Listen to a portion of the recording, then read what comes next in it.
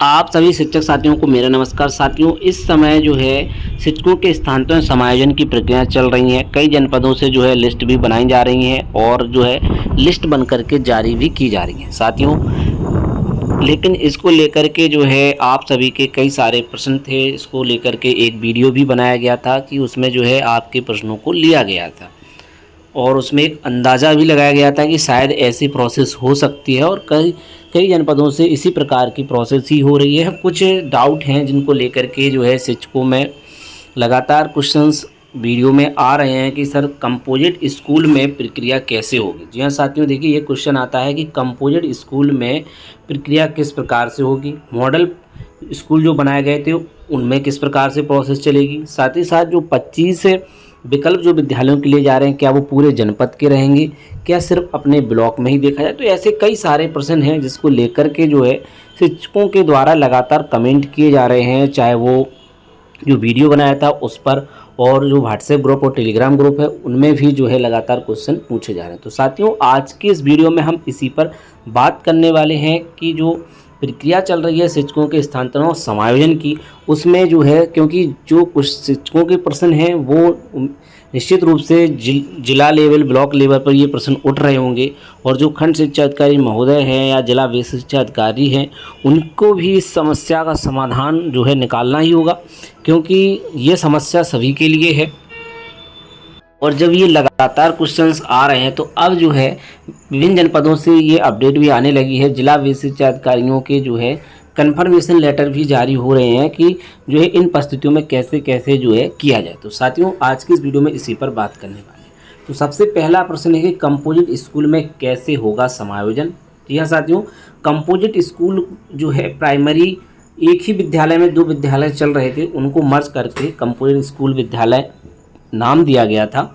वहीं साथ ही साथ मॉडल प्राइमरी स्कूल काफ़ी समय पहले खोले गए थे। यहाँ पर शिक्षकों को जो है टेस्ट के जरिए इंग्लिश मीडियम विद्यालय बनाए गए थे, वहाँ पर जो है लगाया गया था। साथ ही जो आदेश आया था उसमें ये बात कहीं नहीं लिखी है कि जो 25 विद्यालय का विकल्प है वो किस प्रकार से रहेगा, क्या वो ब्लॉक से ही विद्यालय चुने जाएंगे या जिला लेवल पर, क्योंकि इसमें जिला लेवल पर चुना जाएगा तो किस प्रकार से चुना जाएगा यह तो स्थिति स्पष्ट नहीं है। लेकिन जो जिस प्रकार से आदेश जारी हुआ है जिला बेसिक शिक्षा अधिकारियों के, उनमें यह बात बताई गई है कि 25 विद्यालयों का विकल्प जिला लेवल का होगा। वहीं छात्र संख्या किस प्रकार रहेगी, छात्र संख्या का मतलब है कि जो कक्षा 5 के बच्चे पास आउट हो जाएंगे, कक्षा 8 के बच्चे जो पास आउट हो जाएंगे उनका क्या होगा। साथ ही एक और बड़ी समस्या है कि जो प्राइमरी विद्यालय उनमें हेड पहले से हैं और वहाँ पर जो है 150 का छात्रांकन नहीं है, तब उस स्थिति में क्या होगा। यह क्वेश्चन भी शिक्षकों की ओर से काफ़ी पूछा जा रहा है। तो साथियों, वीडियो को पूरा देखिएगा, आपके सभी क्वेश्चंस को इस वीडियो में लिया जाएगा। साथ ही साथ जिला बेसिक शिक्षा अधिकारियों की ओर से जो आदेश जारी किए गए हैं उन्हीं के माध्यम से यह अपडेट आपको इस वीडियो में दी जा रही है। और जब जिला बेसिक शिक्षा अधिकारियों की ओर से आदेश जारी किया जा रहा है तो यानी कि उनके द्वारा जो है शासन से पूछा गया होगा कि इन परिस्थितियों में क्या किया जाना है, इस वजह से जो है वो आदेश उनकी ओर से जारी किया गया। तो चलिए देखते हैं उस महत्वपूर्ण आदेश को। देखिए साथियों, यहाँ पर आप आदेश देख सकते हैं जो कि कार्यालय जिला बेसिक शिक्षा अधिकारी कानपुर देहात का है, जो कि 5 जुलाई को जारी किया गया है, जो कि समस्त खंड शिक्षा अधिकारी जनपद कानपुर देहात। विषय आप देखें तो शैक्षिक सत्र 24-25 में अंतर जनपद स्थानांतरण समायोजन के संबंध में उपर्युक्त विषयक सचिव उत्तर प्रदेश बेसिक शिक्षा परिषद प्रयागराज के पत्रांक, ठीक है, विभिन्न पत्रांकों को संदर्भ ग्रहण करने के निर्देश प्रदान करते हुए शैक्षिक सत्र 24-25 में उत्तर प्रदेश बेसिक शिक्षा परिषद के नियंत्रणाधीन संचालित विद्यालयों में कार्य शिक्षिकाओं के अंतर जनपदीय स्थानीय समायोजन की नीति निर्धारित की गई है। उक्त के अनुपालन हेतु इस कार्यालय के पत्रांक दिनांक 3 जुलाई और शासनादेश दिनांक 26/6/24 एवं सचिव उत्तर प्रदेश बेसिक शिक्षा परिषद प्रयागराज के पत्र दिनांक 28/6/24 की छायाप्रति संलग्न करते हुए निर्धारित प्रपत्र पर निर्गमन की तिथि को सॉफ्ट एवं हार्ड कॉपी पर सूचना प्राप्त कराए जाने निर्देश प्रदान किए गए, जिसका अनुपालन अद्यतन सुनिश्चित नहीं किया गया है जो समयबद्ध निस्तारण के अंतर्गत है। ऐसी स्थिति में समयबद्ध निस्तारण में आपके स्तर से उदासीनता किया जाना निंदनीय कृत्य के अंतर्गत है। अस्तु आपको पुनः स्थित किया जाता है कि उक्त का अनुपालन तत्काल सुनिश्चित करें। उक्त के निस्तारण हेतु अधोस्तरीय स्तर से सूचना प्रेषित किए जाने हेतु स्थानांतरण समायोजन संबंधित मुख्य बिंदु पर ध्यान आकर्षित किया जाता है। देखिए, जो महत्वपूर्ण बिंदु है इनकी ओर से बताया गया है कि जो है सूचना अभी तक नहीं दी गई है और लिस्टें नहीं बनाई गई हैं। तो देखिए, अब पहला बिंदु आप देखें। देखिए, पहला बिंदु है कि 31 मार्च 24 की छात्र संख्या का आधार बनाया जाएगा। ठीक है, इसमें क्या रहेगा, 5 व कक्षा 8 की छात्र संख्या शामिल रहेगी। 22वीं छात्र संख्या प्रेरणा पोर्टल सेशन 23-24 में समाहित है। देखिए कक्षा 5 और 8 की जो छात्र संख्या है वो इसमें शामिल रहेगी।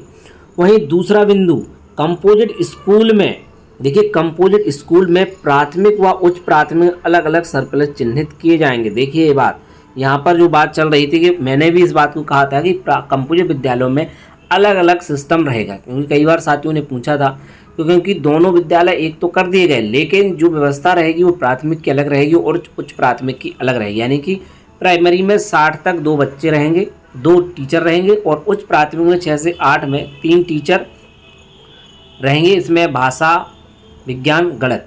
ठीक है, इस प्रकार से यहाँ पर व्यवस्थाएं रहेंगी। ठीक, समायोजन का आधार जिले की सेवा अवधि माना जाएगा, ना कि विद्यालय स्तर, यह कन्फर्म है।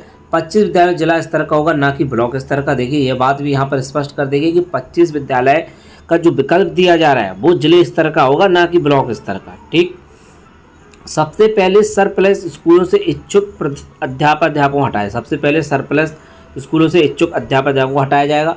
छठवां, मॉडल प्राइमरी स्कूल में भी सामान्य प्राइमरी स्कूल की तरह समायोजन है। देखिए यहाँ पर इस आदेश से यह बात स्पष्ट हो गई है कि जो मॉडल प्राइमरी स्कूल होंगे उनको भी सामान्य प्राइमरी स्कूल ही माना जाएगा। यह बात मेरे द्वारा भी कही गई थी कि मॉडल प्राइमरी स्कूल कोई अलग से प्राइमरी स्कूल नहीं है। उनको जो है मान लिया गया था कि उनमें जो है अंग्रेजी विषय का टेस्ट लेकर के शिक्षकों को अपॉइंट किया गया था, लेकिन फिर बाद में चल के वो व्यवस्था भी बंद कर दी गई है। 7वां बिंदु, अंतर जनपदीय स्थानांतरण समाज प्रक्रिया की कार्रवाई उत्तर प्रदेश बेसिक शिक्षा अध्यापक सेवा नियमावली 1981 अत्यंत संशोधित एवं राष्ट्रीय अध्यापक शिक्षा परिषद सूचना 2010 से 14 में निहित प्रावधान अधीन नियमानुसार की जाएगी।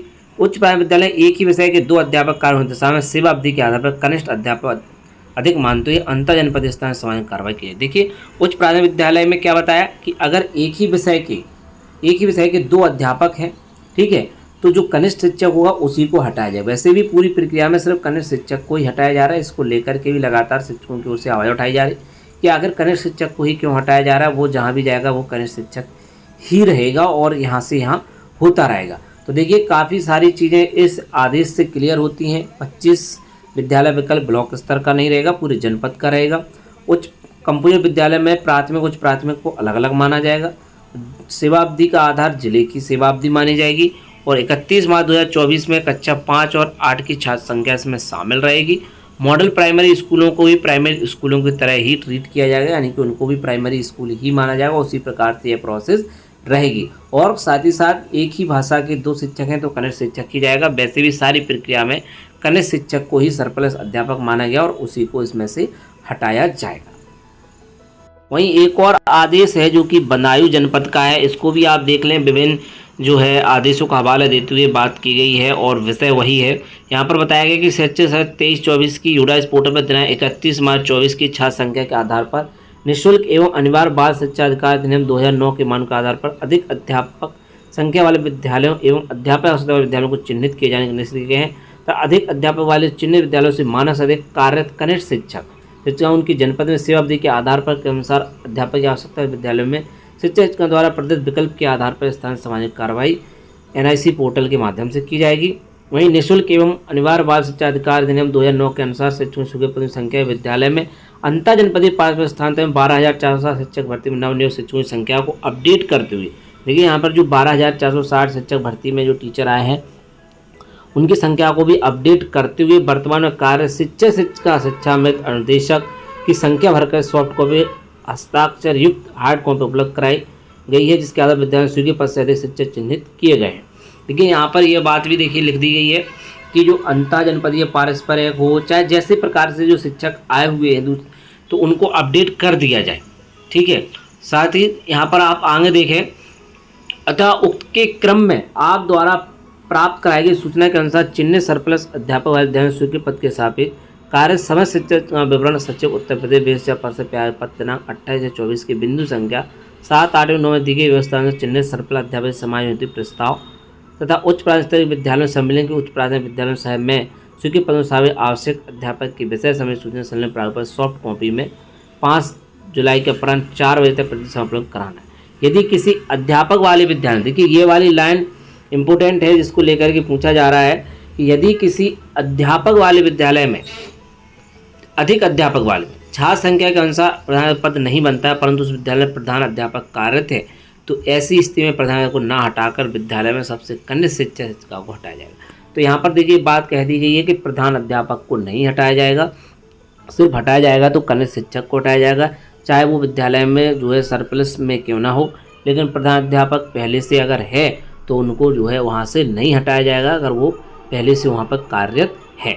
तो यहाँ पर देखिए सारे डाउट्स यहाँ पर समाप्त हो चुके हैं। अब मुझे नहीं लगता है कि इसमें कोई भी आपका डाउट रह जाता है। अगर आपका कोई डाउट है तो आप कमेंट जरूर करें।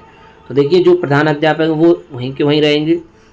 12,460 अंतर जनपदीय स्थानांतरण, अंतर जनपदीय स्थानांतरण से जो भी शिक्षक शिक्षिका आए हुए हैं उनको अपडेट करके ही जो है शिक्षकों की संख्या को देखा जाएगा। 31 मार्च के हिसाब से ही जो है छात्र संख्या देखी जा रही है। कक्षा 5 और 8 के बच्चे उसमें शामिल रहेंगे। एक ही भाषा के 2 शिक्षक रहेंगे तो जो कनिष्ठ होगा उसको हटना होगा। इसी प्रकार से अगर एक ही विषय के 2 शिक्षक हैं तो उनमें भी कनिष्ठ शिक्षक को हटना होगा। प्रधान अध्यापक को जो है जो पहले से कार्यरत हैं उनको नहीं हटाया जाएगा, कनिष्ठ शिक्षक ही हटाया जाएगा। ठीक है साथियों, तो इसी प्रकार से जो है आपके सारे जो भी डाउट थे उनको यहाँ पर क्लियर कर दिया गया और जो जनपदों से आदेश आए हैं उसी के आधार पर जो है आप सभी के बीच ये अपडेट दी गई है। इसमें जनपदों की ओर से लगातार अपडेट आ रही है क्योंकि जनपदों की ओर से जिला विशिष्ट अधिकारियों की ओर से आदेश जारी किए जा रहे हैं, तो उनकी जो है ऊपर से उनके द्वारा राय ली जाती है और तभी उसी के आधार पर जो है सूचियाँ भी बन रही हैं। उससे पहले आपको एक वीडियो में सूची भी दिखाई थी कि जो अंतर जनपदीय स्थानांतरण से शिक्षक आए हुए हैं, देखिए उनकी जो है वरिष्ठता समाप्त हो जाती है तो वो नीचे के क्रम में ही आ रहे हैं।